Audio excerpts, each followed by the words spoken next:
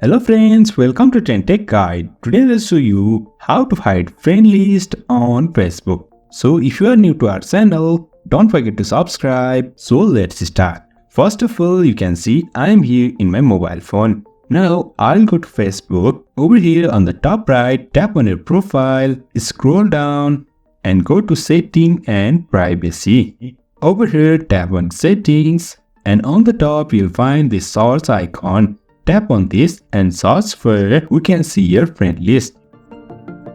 And now tap on this who can see your friend list. Over here you can see here is public.